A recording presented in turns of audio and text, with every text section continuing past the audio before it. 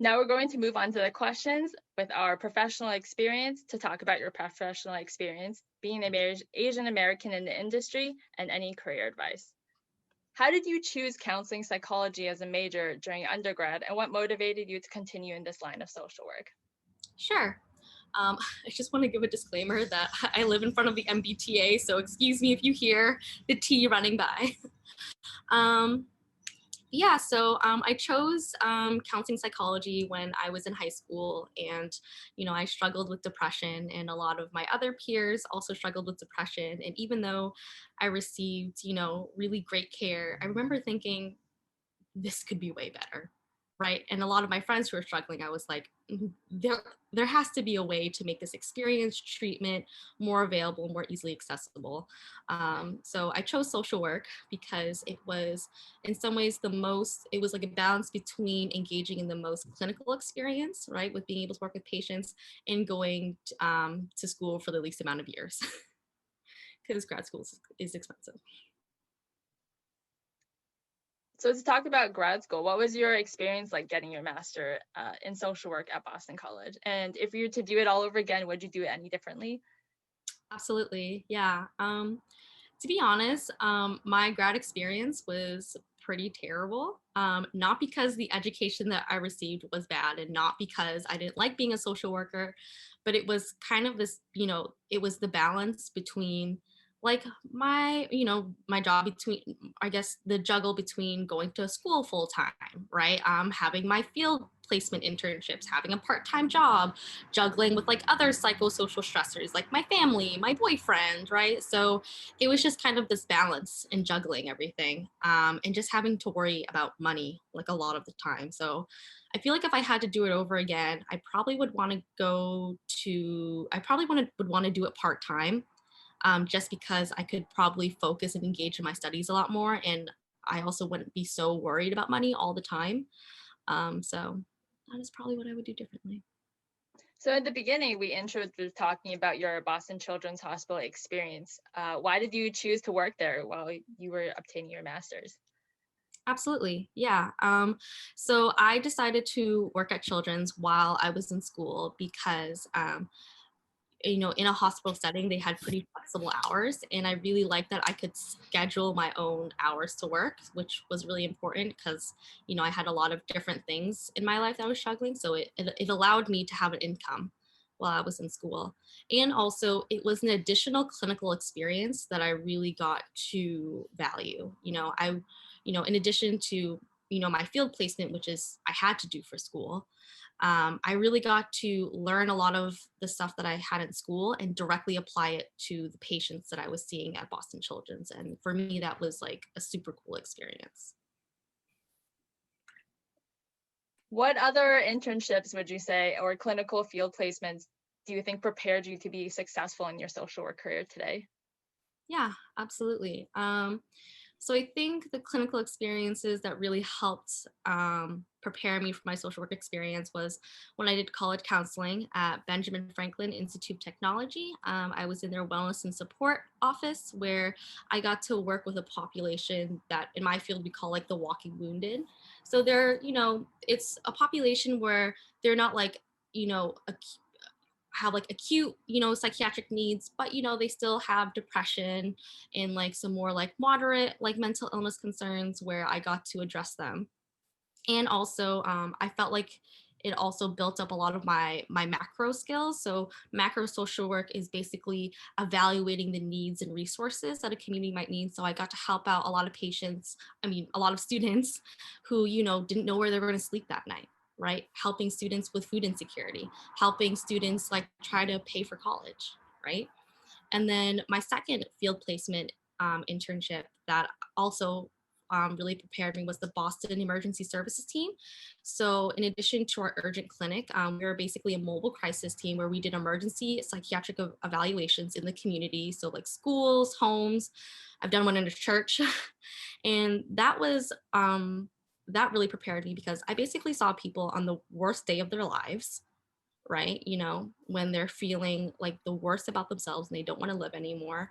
And just, really assessing like, okay, like this is the worst day of their lives, but do they need to go to the hospital? Do they just need more resources? Do they need medication? Like, what can I do in this moment to help them? So I think that definitely prepared me. I feel like I earned my stripes when I was there. And I think you definitely did. So with that, how did you not bring any of that work home? Yeah, I think that's a common question, especially in like the helping professions. I think naturally I'm pretty good at compartmentalizing, separating my work and in my home. And I did a pretty good job at leaving it at the door. But I think staying, practicing mindfulness, which is, being able to accept the present moment the way it is without any judgments or filters, really engaging in like the here and now, I think really helped me. So when I got home, instead of worrying about how my patient was doing, right? Did this person ever get that level of care they needed? I focused on like, I'm hungry, right? Or like, I'm gonna go in my bed and watch YouTube videos with about like cute dogs and babies, right? Because at the end of the day, right, really being mindful about um, the the capacity that I could help them, right? And just knowing that I've done everything that I can, especially a lot of the times as an unpaid intern, really helps ground me. So yeah, I would say that. Sounds like you were able to find good ways to navigate not bringing work home. So from your point of view, can you tell us more about the field of social work? Any misconceptions about it, and what do you think everyone should know about social work? Absolutely. Yeah, so I think social work is kind of a tricky field because it doesn't have like a very set identity, right? You know what a dentist is, you know what a lawyer is, right? But when you hear a social worker, you're like, so what do you do? Right. And I think the misconceptions of social workers are like, we are really mean and we're like baby snatchers, right? We like take children away from their homes, we break up families, right? And that is like completely not the case, right? I think if I had to like um, install like a new like profile, right? Or like put a new identity with social work, I would say that we, one, are cheerleaders, right? We unconditionally love and support our patients, right? We are hype people, right? We give our patients the benefit of the doubt, and we are that one person in their lives that they can truly find consistent support, right? That's number one. And number two, we are full of resources, right? So there are so many roles that social workers do in our communities, and a lot of it is providing resources, right? Whether it's a medical social worker, right, who helps patients understand their diagnosis and how they can cope with their medical diagnosis when they get home, right? The CEO of Walk for Hunger, she's a social worker, right? Because she's evaluating a need in the community and also trying to find resources, right? School social workers, right, who help like test and evaluate kids to see whether or not they need like more testing, right, whether for academic or social needs. So I think, social workers, I'm biased, but we don't get enough credit, and we're also just very much needed in the community. So that is what I would say. Thanks for that. I love how you highlighted examples in the community. I think that's wonderful. Yeah, absolutely. So moving on to navigating social work as an Asian American woman, how does becoming a social worker impact your own Asian American identity? I think being an Asian American social worker, I feel like I have more of a responsibility when it comes to social justice issues and when it comes to being an ally. One of the things that I learned in social work school is, we review the code of ethics, right? And we take that very seriously. And the thing with social workers is we don't pick and choose the populations that we serve. We serve everyone, right? So part of when I was in social work school, it, I felt this really strong desire, right, of really, re-engaging in community again. And I feel like being an Asian American social worker, I feel like I I have this feeling where I can no longer be complacent, right? So I know in the Asian American community, it can be really hard to talk about, race. and the reality is that a lot of Asian cultures are incredibly racist. We have a lot of anti-blackness and there's a lot of colorism, right? And it's really easy at home to kind of ignore that, right? Whether it's because of familial expectations, right? Not talking above elders, right? And I have felt this obligation to really engage in those conversations again, whether or not I liked them, because I'm a social worker, right? So, for example, when BLM was in its height, I had to tell my mom, engage in this conversation with my mom about George Floyd, right? Not because I wanted to, and not because it was easy, but because I had an obligation to. So, absolutely. Wow. So with that, do you have any experience working with Asian or Asian American patients? And how do you think they or their families perceived you as a social worker? I laugh, but you'll see why. So, yes, I've had experiences with working. Is this like a two-part question? Is this like asking like, have I worked with Asian Americans, and then like have I worked with them in like a professional setting, and then like as like a patient setting? Yes. Okay, so I'll answer the first one, which is like working with Asian and Asian American patients. I have worked with them. I haven't worked with many of them, but when I went into the field of social work, when I went into the field of psychology, I was very naive. And I thought to myself, oh my gosh, look at me, this Vietnamese American social worker coming in and like I am representation, like all these Asian American families are gonna want to come to work with me, like I am who they want. Like that is how I came in. And the reality is that when I worked with these families, they actually wanted nothing to do with me. And the reason why is because they were so afraid that I might know someone from their community that they did not want to talk to me or even admit that something was wrong. And I think that just shows the incredible stigma of mental health, of what mental health is like, a mental illness in the Asian American community. So it was really sad. I was really heartbroken. I was like, wow, like, here are these Asian American families who want nothing to do with me because they're so terrified that I might actually know them from someone. That was number one. And number two, a lot of the times that I saw Asian Americans as patients, especially in my previous jobs, a lot of the time they presented really acutely, right? So what that means is that they presented with really severe, psychiatric diagnoses. It was very clear that a lot of these were happening for a long time, right? And I saw a lot of psychosis, right? A lot of suicidal ideation or attempts to end their life, right? Just eating or just mental disorders that were just to the severe side. And I think part of that could have been prevented, or they could have gotten earlier treatment had there not been the stigma, right? Had there been, like actually, like just like when you see a doctor for your physical health, you need to see a therapist as well for your mental health. And that was something that was really sad to see. Absolutely. So what benefits or harms do you see as an Asian American social worker or as an Asian woman working as a social worker? I'm not sure if I quite understand your question. Can you talk about like the pros and cons that you see as an Asian American woman in the social worker field? Sure. So I think the pros is that I have this heightened awareness, right? And also this, this empathy and validation that I can give to patients, right? Who may be looking for that representation. And I think, that's really important. And I think some of the cons, right, is just, this the stigma, right? Like, I think part of it is I think there are a lot of Asians and Asian Americans in the helping professions, but when it comes to social work, right, when it comes to talk therapy, I don't see a lot of them. So kind of just, I think one of the ways to break the stigma is to have more representation, is to show people that actually like it is okay to have treatment for mental health, right? And the example is like actually look at all these other Asian Americans working in this field, right? Really validating their existence and their participation in treatment. So absolutely. Yeah. So you're talking about having more representation. Do you see any representation in your field as an Asian American woman? And if you do, what What has that experience been like for you? Sure.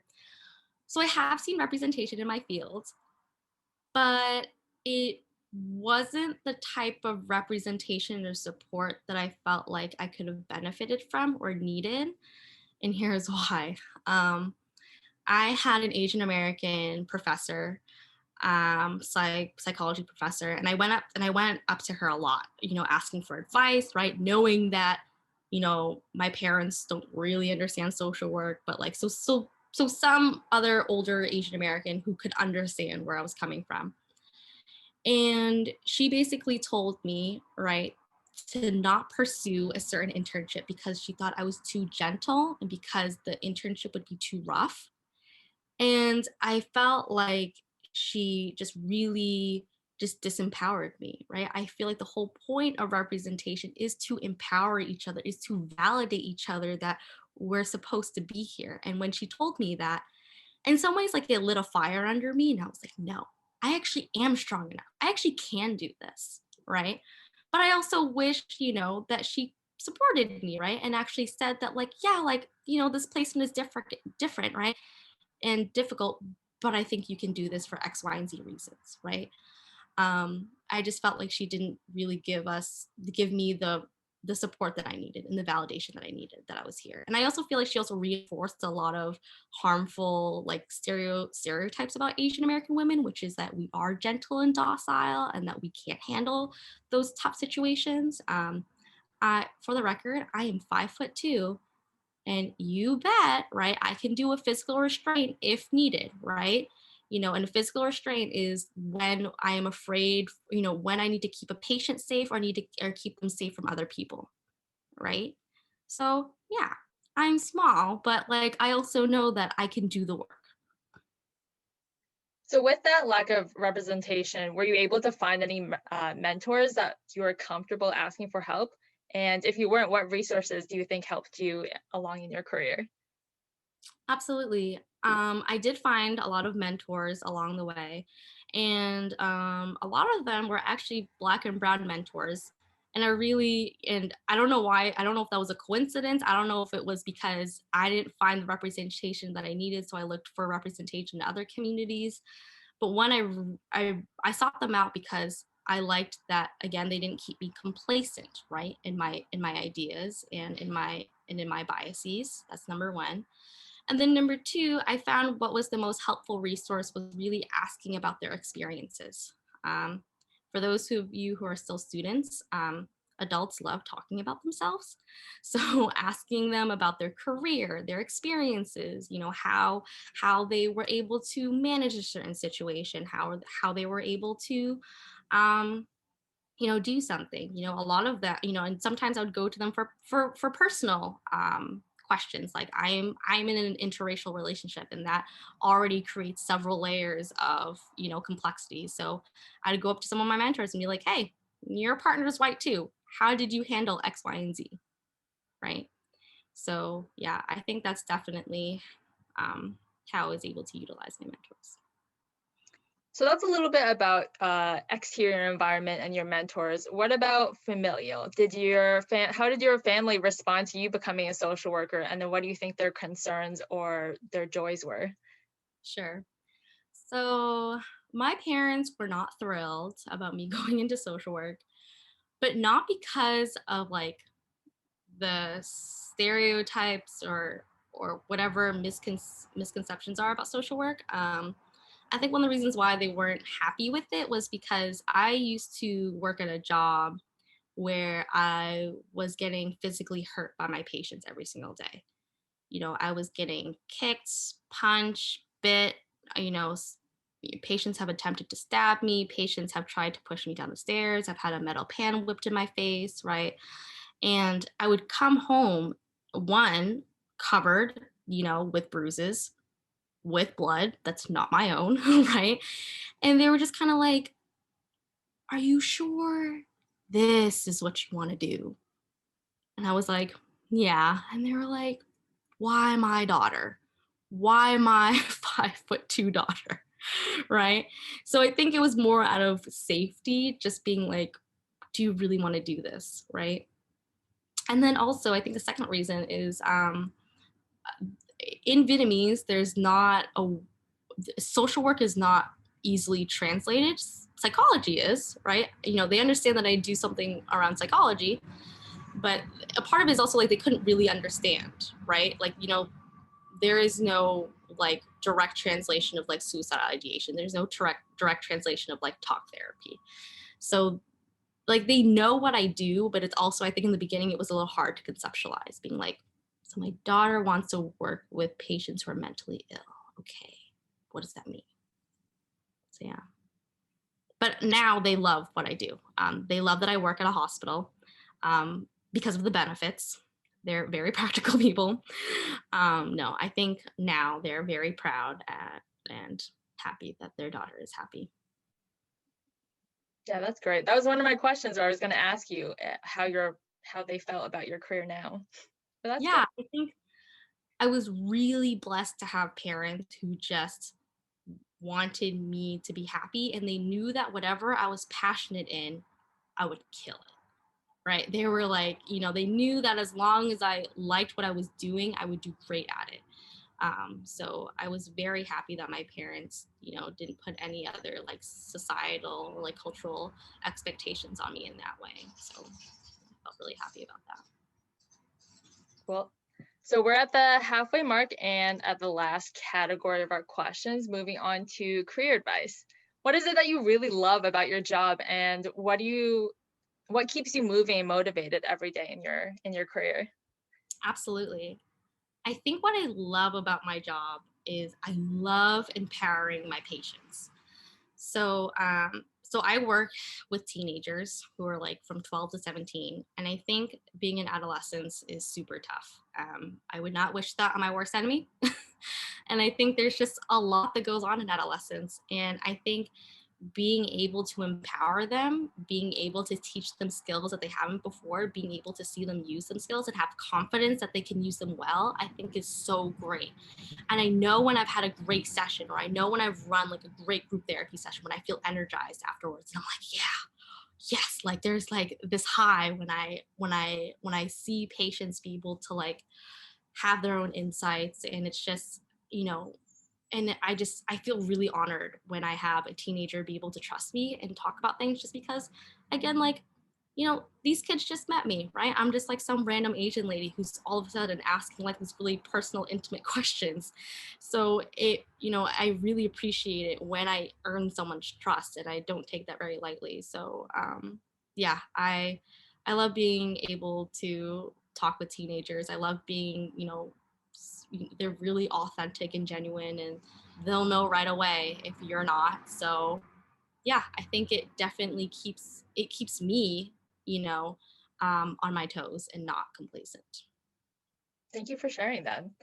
Yeah, What do you think you've learned from your patients, since they are majority teenagers?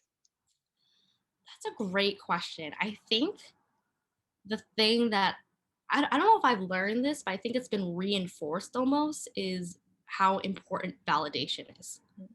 Because especially teenagers, you know, teenagers, like, you don't, it's like they don't really like accomplish a lot, and not because teenagers aren't smart, but because like, you know, they're going to school, they're going to work, they're like, you know, they're hanging out with their friends, their psychosocial stuff, right? So, you know, really being able to validate their feelings and state that their feelings are real, right? Not, you know, not validating unhealthy behaviors, right? That's different, but basically being able to say like what you're feeling is real and how you're experiencing it is real. And I think that's so important, because a lot of times teenagers just want to feel heard, right?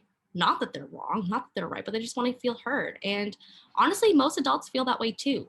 So I feel like that's what's been reinforced with me the most, is that like validation is just so important, right? And it's just such a core part of communication. Yeah. I would definitely agree with that. Yeah. Can you describe what a typical day in your job is like? Sure. Yeah. So Again, you guys know that I work in a virtual partial hospitalization program. What does that even mean, right? So my program is kind of like either a step down program from patients who have been in the hospital inpatient for psychiatric reasons, or it can be seen as higher level of care. So patients who are from the community and haven't been admitted at all, but need that extra support. And it's every day. And these patients are there for like 5 to 10 days.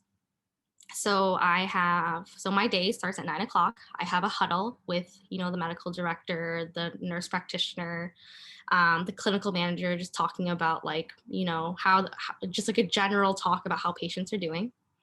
At 10 o'clock, I have a check-in group, just talking about, again, like how with the patients, talking about how they're doing, were they able to stay safe, what their goals are. From 10 to 12, I usually have back-to-back 30-minute meetings with my patients, just talking about more like individual treatment goals. At 12 o'clock, I might run a therapeutic group, right? So I either will run like a self-esteem group, a peer relationships group, or an expressive therapy group. I might also have an intake, which is when I admit a patient to the program. So that's really asking about like why they're there, past psychiatric treatment, family history, like psychosocial history, right? And then after that is something that we call case management. So, it's like authorizing insurance, calling schools, right? Calling providers, making referrals. And then my day is done. Wow, sounds like you have a packed day. Yeah, but it goes by fast and it's at home. So, and it's all through Zoom as well. Yeah. So with that, what are some challenges you have at work? Oh gosh. Yeah. So some challenges that I have at work, well, because, all this therapy is through Zoom. Like technical difficulties are just a real pain in the butt because it's really awkward when someone is sharing like a traumatic part of their life and I'm like, I'm sorry, can you say that again? And it's just, oh, I feel so bad. And it's like having to like, yeah, pull teeth. Um, Also patients who don't necessarily want to be there, right? Even though my program is like a voluntary program and the teenagers who are there want to be there, sometimes it's a teenager who has to be there, whether because of their mom or dad made them, because their doctor made them. So there's nothing more painful than having a session with a teenager and staring at them for 30 minutes because they don't want to talk. Yeah. But you learn the art of silence. So there's that. So with those challenges, how do you navigate them? Has your position sort of provided you resources to help you navigate, or have you figured out along the way what really works best for each patient? Yeah, I think the latter. I definitely try to figure out what works best for each patient. I think, for those patients who really don't want to talk, I think first of all, like finding out what their values are, right? Whether their values to stay safe, whether their values just to make their parents happy, whether their values to stay sober, whether their value is just to be less depressed, right? And it's like, okay, you don't want to be in this program, but you want to be less depressed, right? How can we balance those, right? Because most people, when they make goals, right, a lot of times maybe they feel obligated to, maybe because someone made them for them. But once you connect values behind goals, then that is a great way to motivate people to have intrinsic motivation, which is motivation that comes from yourself, versus extrinsic motivation, which is external factors that come from motivation. So that's usually a great way of kind of like having a teenager start to open up, just being like, what do you care about? Why are you here? Right? Obviously validating them first, right? Sucks that you're here. Or sucks that you don't want to be here. I know it's a drag. I know you don't want to be here. I'm really sorry. Knowing that, how can we make this less painful? Knowing that, right? What is something that we can work on that you care about? So, yeah. Oh, I love that. Thanks. So then for advice and tips for any aspiring social workers or anyone who's interested, what do you wish you knew before you entered the field, and what do you hope that you can pass on for anyone who's interested in this field? Sure. I think what I wish I knew beforehand was I mean, personally, I love my job. So I think for those who are concerned that they want to be in the helping profession, but they're really afraid that's not going to make them any money, I think what I have to say is I have such peace and comfort knowing that I get to do a job that I've chosen to do, that I'm passionate about, and that I get to do every day. I think there's such a piece to that, and it's such a privilege. And, even though I don't make nearly as much money as my friends do, to me, it's really comforting. And I know that a lot of people go to work and they don't like what they do, and they have to just drag themselves through it. For people who are really concerned about the money, you know, I'm not going to tell you to not worry about the money, because that's a very practical reason. But I am going to tell you that, like, that peace and comfort, right, is priceless. And I love it so much. That is number one. Number two, what I would tell people who are going into the field of social work is oftentimes it's not, often people say that's not a coincidence when people go into the helping professions, right? So that what that means is that maybe they've struggled with mental illness of their own. And what I really want to emphasize is to please do not bring that with you when you meet with patients, when you go into this field, right? When our goal in social work is our patients, right? Like, we are their cheerleaders, we're there for their treatment, right?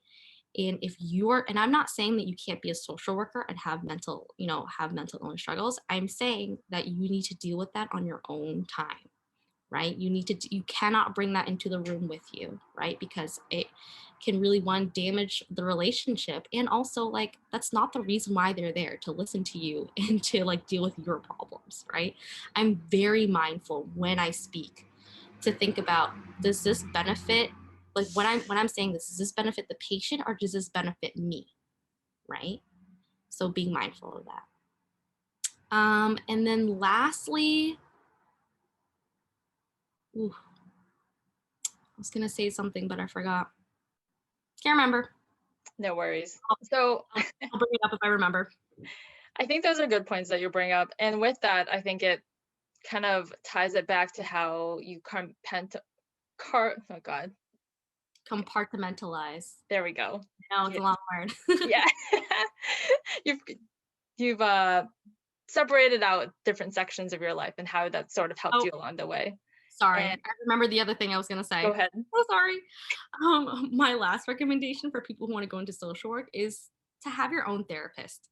And and and and I think it's really important to kind of feel what a patient is, what it feels like to be a patient, to be a client, and also understand what you're asking them to do, right? Because I think a lot of the times therapists kind of like have these unreasonable expectations where on the very first session it's like, yep, please tell me about your trauma history. Come on, let's go. I want to hear your life story right now. Right? And the reality is that, like, you need to build trust, right? You gotta get to know this person, right? You're not gonna, so I think, and I go to therapy for that same reason, right? Is to understand, like, what I'm asking patients to do and making sure that I'm also walking my talk too. Like, I would never ask a patient to do something that I was not willing to do. And I think it, again, really keeps me grounded. It keeps me, I think it really helps me, like, empathize and just, like, get to, understand that patient role more. Yeah. Yeah, and I think everything that you shared is such valuable advice. How do you separate your own baggage from that of your patients and your work? Absolutely. Yeah. I think, well, first of all, for those of you who are like that listener friend, you guys probably know that it's so much easier to listen to other people's problems than it is to deal with your own problems. Um, so that's number one. But then two, I think, again, it's like staying mindful, right? Because part of mindfulness, again, one of the reasons why mindfulness is so important is because, one, it increases our awareness, right? So it helps us to slow down, right? And also recognize those urges that come up, right? And it also helps us focus, right? So when I'm with patients, I'm practicing mindfulness as I'm teaching them mindfulness, right? Because I really want to slow down and be aware, like, okay, I'm feeling something when they talk about this, right? do I have my own baggage about this, right? Is this what we call counter transference, right? Which is when a therapist reacts to whatever a patient is saying, right? Is this my own stuff? Is this transference, right? Which is when maybe a patient is reacting to something that I'm saying, right? That has nothing to do with the session, right? So, really just staying mindful because it helps me slow down and really recognize those urges. But also just like, and when something comes up, right? Absolutely addressing it. Um, my field is really tough, right? Um, there have been times when I will cry, like in the back room for like 5 minutes, like staring at a wall, cry, cry, cry, cry, and then go back to serving my patients, right? And at first I had someone be like, Milan, don't you think that's a little unhealthy, right? And my reaction is just no, right? Me being able to empathize, right, deeply is what makes me a great therapist, right? That's number one. And number two, right, I am validating my feelings, right? I'm not saying that what I'm doing is right or wrong, but I am validating in the moment that what I'm feeling is real. And that is what I need right now, right? And I need to address that before I serve others. So I actually think it is a great way for me to be able to serve my patients again, is by addressing how I feel, what I can do about it in the moment, and then get back to it. Yeah, and I think those characteristics and qualities that you brought up also make you such a great friend and person in general. Thanks, Carla. Yeah. For those who don't know, we've been friends since 5th grade. It's been a journey. And with that, so closing question to tie it all back in, how do you think we can get more Asian Americans in the line of social work? Absolutely. That's a great question. I don't know. Is it okay that I don't No, know? that's definitely okay. I mean, if you find the answer, first of all, tell me. I'd love to know. But I also think too, just more representation, right? I just think, the more evidence that Asian Americans are engaging in this field, whether they're patients, whether they're psychiatrists, whether they're nurse practitioners, whether they're mental health counselors, right? I think, the more other people can see themselves, like, or people who look like them in that community, then I think more likely that people will join in the profession. I think one of my dreams has always been to open a private practice in Boston, in an Asian American community, which is Dorchester, Quincy, Braintree. That's like kind of the hub of like the Vietnamese community, at least, and that's always been my goal, is to serve back my community and kind of breaking down that stigma, knowing that I can't do that in my lifetime, but maybe I can be a stepping stone. Yeah. And thank you for that. I think this is a conversation we'll continue to have, so that's okay that you don't have the answer. I don't think I can answer that either. No, absolutely. And I also love what you said, right, about continuing this conversation, because there's some conversations that are so important in life that won't be finished in a 30-minute meeting, right? And I think, you know, and that's what I tell my patients all the time with family meetings, right? Is, knowing that this conversation won't be finished in 30 minutes, right? Right? Like, the importance is that we start it, right? Just so later on in life, we check in again about how we're doing, right? We check in again about how we're doing, right? So I think this is definitely a conversation that I'll continue wanting to check in and continuing about, and you're absolutely right. I think it's okay that we don't have the answer. All right, so to close, I do have a few rapid fire questions for you. Oh my Last God. time you hugged someone? Last time I hugged someone was my boyfriend who lives with me. How do you usually relax? I relax by this is gonna sound really random, but I follow this YouTuber who has it's like their newborn daughter and 3 dogs, and I love how the dogs are so protective around the baby. Oh, excuse me, that's the timer. And I'm just obsessed with dogs and babies. So a YouTube channel that has both of them is like amazing. Also, I like to watch Return of the Superman, which is a Korean like reality TV show about dads taking care of their children. Because again, babies, right? Can't go wrong with that. Okay, last time you spent money on something? Last time I spent money on something, I went to CVS to get a card, a gift bag, and some batteries. Oh, sounds very put together. And what did you have for breakfast this morning? I didn't have breakfast this morning. Oh my gosh. I know. For Important. lunch? Okay. For lunch, I had a ham and cheese sandwich. But normally for breakfast, I have low fat yogurt with this awesome granola called Rise and Shine Sunday morning, and it has like coconut and bananas and strawberry and almonds. It's really good. Sounds delicious. Yeah. All right. So thank you, Millen, for taking the time to join us for our Aspiring Talk. Oh my We gosh. learned a lot about the multiple positive roles a social worker can have in the community, the multiple avenues to social work aside from being a therapist, and it's about balancing out what your patients need, not putting in more work than your patients are willing to, and remembering your own limits. And with that, we'd like to thank everyone for joining us tonight. Yeah, thank you guys so much. I'm so appreciative that you guys all took, time out of your Mondays to come and listen to me and to us. So yeah, if you guys have any other questions or want to get to know more about me and my career, again, if there's anything that I can share that can benefit anyone, please, go to my LinkedIn. I'm more than happy to share. Again, if there's anything that I can provide to help, I'm definitely willing to. So, yeah. Yes, and we will be sending around the slide deck and recap, and we do encourage all of you to follow us on our various social media platforms. At this point, we'd love to invite you all to a quick additional 15-minute Q&A. Otherwise, have a lovely weekend, or lovely week, and I hope to see you at our next event. Yeah, absolutely. Yeah, if anyone has any questions, comments, and concerns, would love to hear it. Compliments. No, I'm kidding. But yeah.